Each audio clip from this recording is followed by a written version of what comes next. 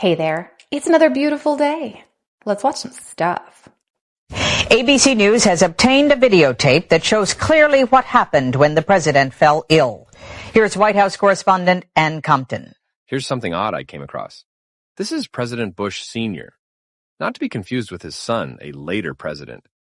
And in 1992, he vomited on the Japanese prime minister and then fainted. Now the odd things. Firstly, I don't remember this happening at all. But now there's all these clips on YouTube I'm just seeing. Secondly, watch his wife. That's Barbara Bush, who some say is Aleister Crowley's daughter. Some say is a man. As soon as she sees he's going to vomit, she darts over to cover his mouth and nose. Possibly the worst thing you could do, right? Was she trying to hide something being seen from camera? And thirdly, look at this news clip. They are about to report that the president the same day, then suddenly backtrack. This just into CNN headline news, and we we say right off the bat, we have not confirmed this through any other source. Stop. We are now getting a correction. We will not give you that story. It was regarding some rather tragic news involving President Bush, but... I was probably too young because I don't remember that happening. Does anybody else remember that being televised? Speaking of televised, Barbara probably went over there to cover her husband's face because she didn't want the entire world to see the President of the United States vomiting on television. As far as them jumping straight to, hey, he passed away, that was awfully quick. So 5 corporations control all the prices for food and oil, but it's communism if we stop them from price gouging. Got it. He does make a good point. I could have lived without watching someone eat noodles like that, but he still makes a valid point. It is actually insane to me to still say out loud that I think we forget that Joe Biden is still our president, and the only latest TV appearance he had was on The View. He drops out for the next election. We really don't see any videos of him at all, and the current vice president, who is now running for president, is promising you all of these things, but if she has all these ideas, why doesn't she share them with the current president? And the guy that you hate so much, Trump, gave up his multi-million-dollar lifestyle to actually help Americans who really didn't have to run again for president in 2024, still chooses to fight for America, but yet you're going to keep voting for the person who's currently second in command, believing that she's actually going to make these changes when she could do them right now. He makes a lot of good points, but my favorite point there was, isn't it weird to say that Joe Biden is still our president? We've seen nothing of him for how long now? He's still running the country though. Well, that's what they tell us. Yo, they be trying to tell us something. We just got to figure it out. New York be telling you. Help me decode this, y'all. With a hand, is that the sun? Everything is meaningful, and we got a clock. We got a climate clock that's counting down from 5 years. Something happening in 5 years. I wonder what it is. I don't know. We'll see. I honestly have no idea what that's supposed to mean. The only thing I can think of that I know is supposed to happen in 2029 is Apophis. We talked about it yesterday, and it's supposed to be here in 2029. But other than that, I don't know. What do you think? A conspiracy is happening. This is tiny. This is what a normal package used to be like. Now this is a family size. And the normal ones? Shrinkflation coming to a store near you. Newly declassified UFO report reveals dematerialization and UAP injuries, Washington, D.C. The Department of Defense just declassified a new UFO report about Kona Blue, a proposed Department of Homeland Security DHS program that would have given congressional oversight to alleged secret UFO recovery and reverse engineering programs. The proposal was ultimately denied, but reading it provides an intriguing look at the secret UAP knowledge that many believe the US government had. The report references areas of high anomalous activity, UFO injuries, dematerialization and remote viewing. The beliefs of the Kona Blue proponents mirror some of the allegations of UFO whistleblower David Grush. Grush came forward with information from more than 40 first-hand witnesses, alleging the US does indeed have a secret UAP, reverse engineering and retrieval program. The Intelligence Community Inspector General, ICIG, found his claims credible and urgent, and when the ICIG later presented information about these claims to some members of Congress in a classified setting, RIP. Jared Moskowitz tweeted, "Based on what we heard, many of Grush's claims have merit. Although the AARO historical report attempted to debunk the idea of a secret UAP program, many experts still have questions about the legitimacy and breadth of the report. For example, although former AARO Director Sean Kirkpatrick said there were no first-hand witnesses, Christopher Mellon, former Deputy Assistant Secretary of Defense, said he was shocked by that claim, noting that he himself had brought some first-hand witnesses to AARO and SEN. Marco Rubio has also stated that he's spoken to first-hand witnesses himself. The fact that it was proposed at all leads everybody to believe that, yeah, they know there's alien tech out there with which to retrieve and reverse engineer. I don't think it got shot down. I totally believe that Kona Blue is alive and running. Hey, thanks so much for stopping by today. If there's a topic you'd like me to cover, please let me know in the comments down below, and I'll do my best to get it in an upcoming episode. If you're having a good time, won't you hit that like button for me and consider subscribing? Then come back tomorrow, because I'm making a new episode every day.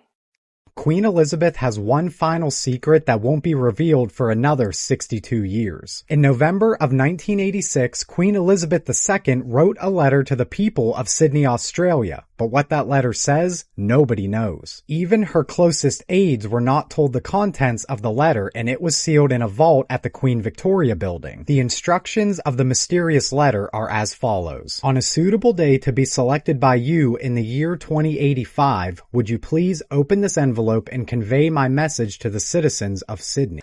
How mysterious. 2085. My goodness. There's probably no way I'm going to live to be that old. I'm in this alley and this random building, unnamed building, is just like rolling this, I don't know, barrel full of like brains or something. You see that like falling out? That's just tripping me out. He's like looking out to see if there's anyone watching. Oh.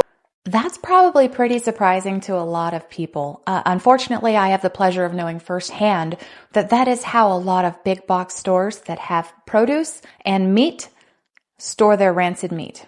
When the meat is bad or cutoffs need to be thrown away, they just go in a barrel that is left open in the vicinity of produce where it's like cross-contamination type stuff. So yeah, maybe wash your produce really well because that's gross. Proof that our world governments are hiding these sacred land masses from the public. Now this is Admiral Richard E. Byrd, the last man to ever explore Antarctica in 1954. And I want you to listen to what he had to say after his expedition.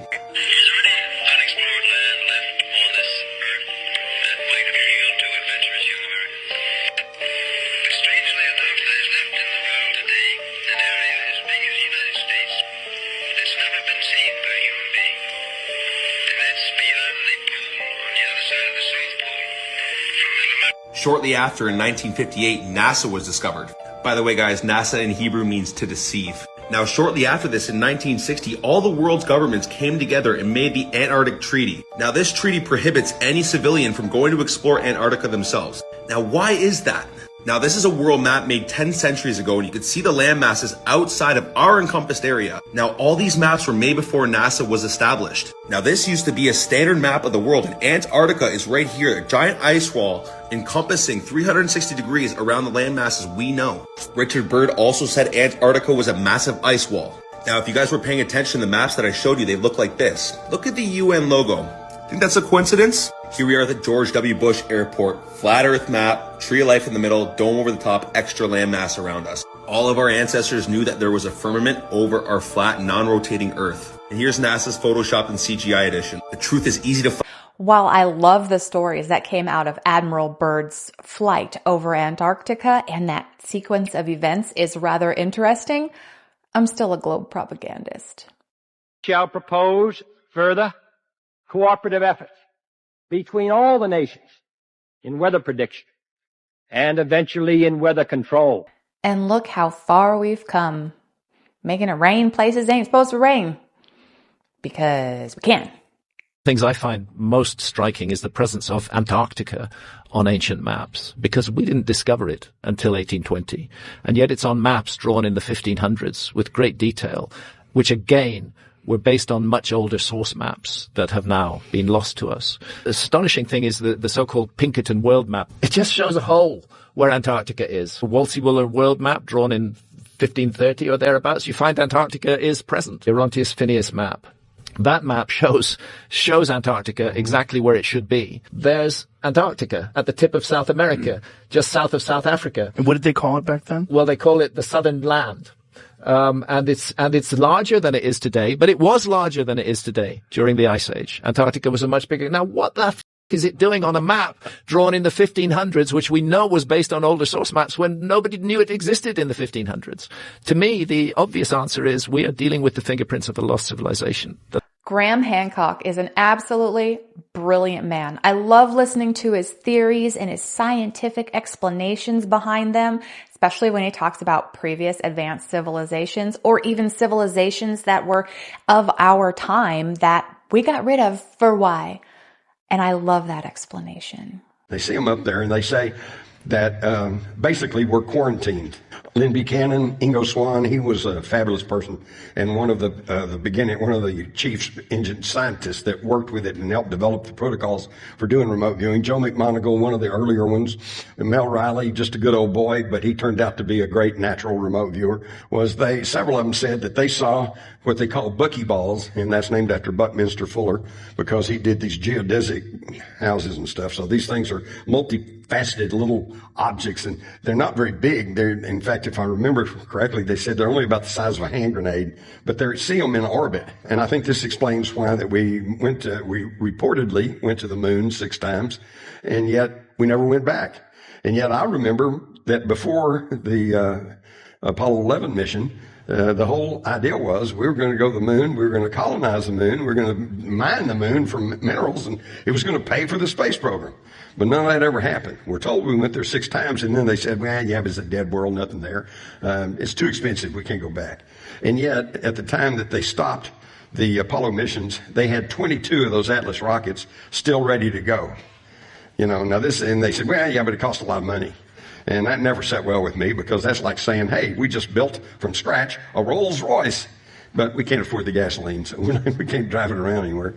It's just stupid. There's something else going on, and I think we were quarantined. I think somebody told us, hey, you keep your atomic weapons and your hatred and your tribal factions to yourself. You just keep that right on the earth and don't be bringing it out here.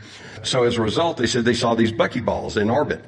And they said that when there was a space shot, they're going to put up a communication satellite or maybe a deep space probe for science. They go up, they take off, they do their thing. There's going to be a launch next Wednesday, but it's classified. This is military, and there's not any news about it. Okay, well, they try to launch one of those things, and the next thing you know, you see a story very briefly way down here somewhere. They lost contact. The remote viewers said that's because the buckyballs would take them out. They'd drop out of orbit and they'd strike these things and then they'd blow up or disintegrate. And that'd be the end of that. I think it's part of the quarantine. Wow.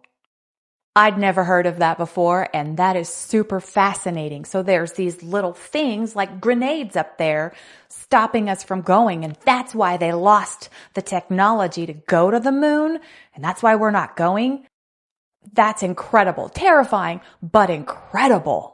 Everything is decided by a quite small group of men who decide who will be an MP, who will be a minister, when that minister's career will crash by pulling various levers, who will be Prime Minister, and how long they will remain Prime Minister. And of course, Conservative Party voters think their vote matters. It doesn't matter at all because this stuff is all pre-decided. You won't hear anybody talk about Dougie Smith. He is right now at Rishi's right-hand side as his main advisor. When I ask people about Dougie Smith, they would say to me, I don't want to talk about him. This is stuff which people just don't know. That's definitely what it feels like here in the States too, especially with gerrymandering, because they can outline a certain area, a demographic to get the vote to swing in one way or the other. And don't even get me started on the Electoral College. 1982, Roger Monroe predicted that demons would disguise themselves as aliens at the end of time. That as the times on this planet gets more and more difficult, and calamities of all kinds are striking the planet more and more frequently. This is the grand plan, the Master's grand plan for harvesting the nations, for harvesting the multitudes of the earth into his cause. just before the close of the great controversy between the forces of good and evil. And he said it's going to be done in a unique manner. This grand plan is going to take people are going to eat the stuff, because it says living spirits will declare themselves to be inhabitants of far distant planets in the galaxies that are coming to warn the inhabitants of planet Earth of the impending destruction of the planet unless something seriously proper is done to avoid it. And he went on saying that they will claim to have out-of-body experiences when the spirits will, through a trance medium, converse with influential people. Spirits will show themselves willing to give valuable guidance that will not only help people avoid the destruction of the planet, but it would cause them to enter into a higher state of existence. That can be looked at in several different ways, like the religious aspect where a lot of people believe that aliens actually are demons, or the spiritual aspect where a lot of people believe that they're seeing these spirits, from another dimension, helping us transcend to something greater than what we've got going on right now. I just think they're aliens and they want to come down and hang out with us. Was SCP-666 ever a thing? We do in fact have an SCP-666, but it's not demon or Satan related as you would expect. Instead, we're looking at an anomalous yurt in the Tibetan mountains. If the person who enters the yurt is not addicted to anything like drugs or alcohol, then nothing happens. But if they do have an addiction, then the yurt activates, and it puts them into a state of hallucination. The hallucination places the addict in a place they are familiar with, like a bar. Then the entity we call SCP-666-1 appears in disguise. It starts offering you the thing you're addicted to, but if you take it, it also gets really angry and eventually starts kicking the crap out of you. It certainly seems to be some sort of purification ritual, but more research is needed. I love learning about these entries into the SCP Foundation. I realize that it's not entirely true, but it's still fun. Is a bag of bushings. This bag of bushings, stamped out by machinists, they need a high school diploma. It's not anything high tech about this. All of this bag is compliant with the FAA specifications. How much do you think the Air Force pays for this bag of bushings? I don't know, Congressman. $90,000. This is a $90,000 bag of bushings that you need for any jet turbine engine just to operate. So the exorbitant cost due to DoD only buying commercial parts from the OEMs, which is essentially sole source, is literally driving us out of business. I mean, the interest on our debt alone is now exceeding, for the first time in American history, the entire defense budget. We can't afford it anymore. Well, how else are they going to fund all these super secret projects and programs? They got to charge thousands and thousands of dollars for a $10 bag of bushings. NASA knows where Leviathan is and doesn't want you to know. NASA was once a marine exploration organization from the late 50s to the early 70s. Much of what NASA did during these years remains classified and unknown. However, some fascinating files were recently disclosed by a former NASA employee, Michael Thomas, who leaked many classified NASA files, the most notable being called Operation Leviathan. So this was a special mission conducted between 1967 and 1969, and what the operation involves is terrifying. In 1967, NASA launched a new mission with the aim of actually finding the Leviathans.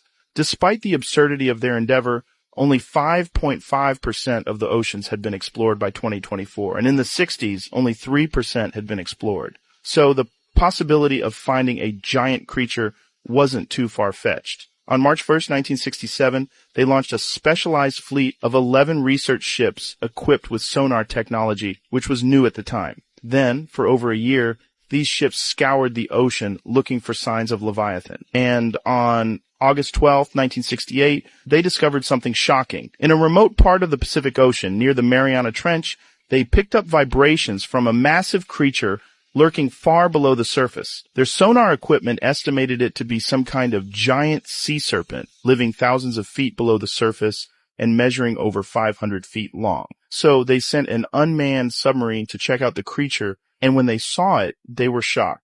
Honestly, I don't believe that Leviathan is an actual thing. But we still don't know what's in a lot of our oceans, so don't take my word for it. SCP-096, also known as Shy Guy, is a humanoid entity that appears to be naked. It stands at approximately 2.4 meters tall and is extremely thin, with long limbs and fingers. The most notable feature of SCP-096 is its face, which is completely devoid of any features. SCP-096 is docile and unresponsive until someone views its face. Once this happens, SCP-096 will enter a state of extreme emotional distress and will begin to pursue the person who viewed its face. SCP-096 is incredibly fast and can track down its target regardless of distance or obstacles. Once SCP-096 reaches its target, it will proceed to kill them in a brutal and violent manner. SCP-096's strength and durability make it difficult to stop once it's enraged. You know, I'm starting to notice a bit of a trend with this SCP Foundation. It's just nightmare fuel.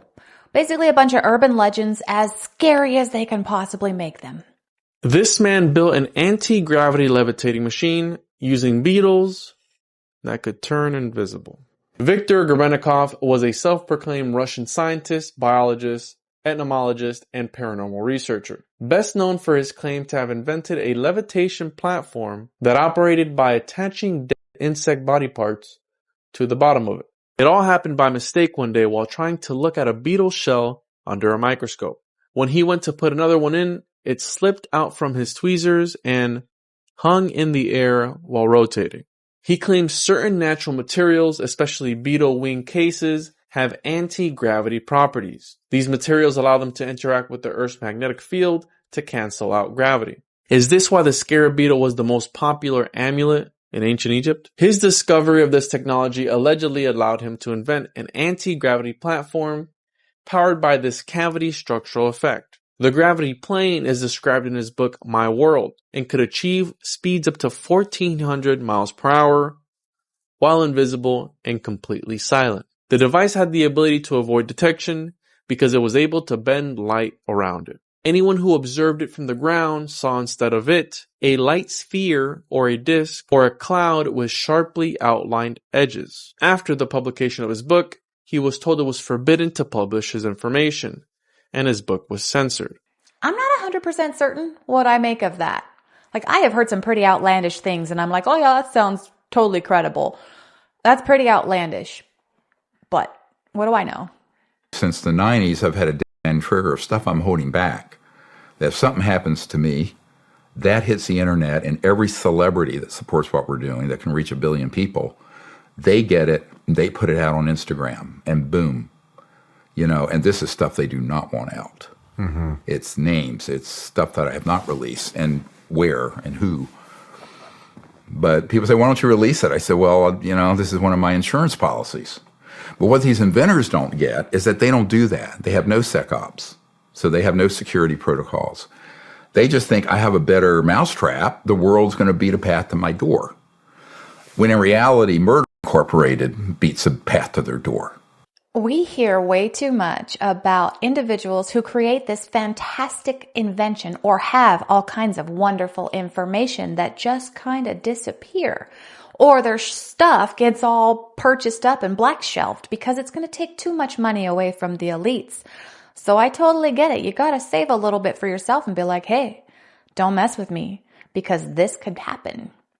On that note, I'm going to call it for today. Thank you so much for sharing your time with me. Please come on back tomorrow. We're going to watch some new stuff. I'll say different things, and it's going to be fantastic. Until then, have a wonderful day.